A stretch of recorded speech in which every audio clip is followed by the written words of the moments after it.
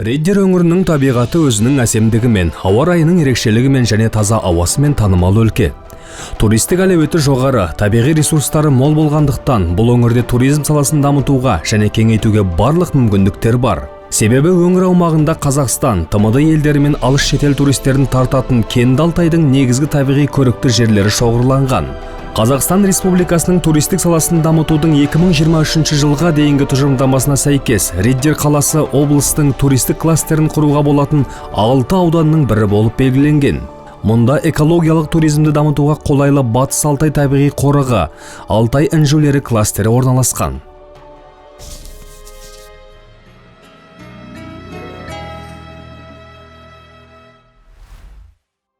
Қазақстан Республикасы тәуелсіздігінің қалыптасу кезеңінде Риддер қаласының аумағында туризм объектілерінің саны 38 бірлікке дейін ұлғайды.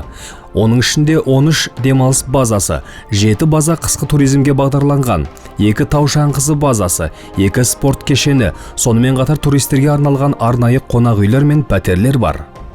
Қазіргі таңда экотуристік маршруттар құрылып жұмыс істеуде. Көптеген туристік базалар Иваново жотасының етегінде орналасқан. Бұл туристерге жаяу және атпен жүруге үлкен мүмкіндік береді. Үш ағайынды тауының шыңдарында тік жартастардың болуы барлық аймақтар мен шет елдерден альпинистердің қызығушылығын арттыруда. Тәуелсіздік жылдары ғана емес, Риддер қаласы туризм саласын дамытуда болашаққа деген айқын мақсаттары мен жобаларын әлі де дамытарына үлкен сенім бар.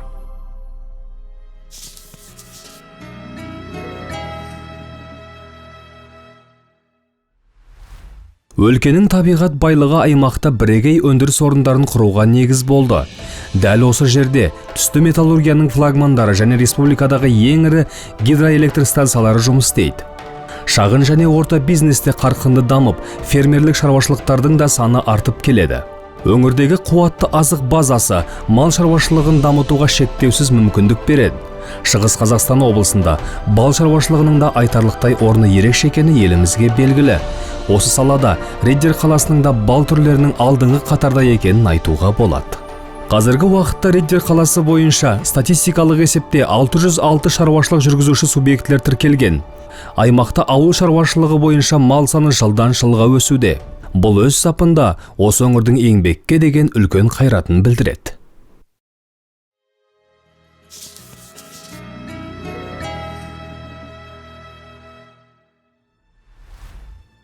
2010 жылдан бастап кәсіпкерлерді қаржылық қолдаудың мемлекеттік бағдарламалар шеңберінде жеңілдікті несиелер мен шағын несиелер және мемлекеттік гранттар беріліп келеді. Атап айтсақ, бизнестің жол картасы 2020 бағдарламасы шеңберінде берілген жеңілдікті кредиттер есебінен жеке кәсіпкер Чернышев тоңазытқыш модулін орнатты.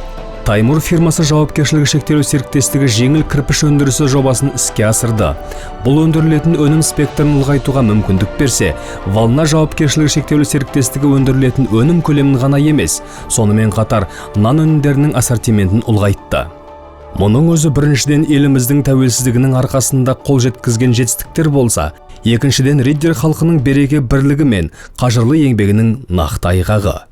Риддер қаласының тұрғындары біздің мемлекетіміздің дамуына өздерінің қомақты үлесін қоса бермек.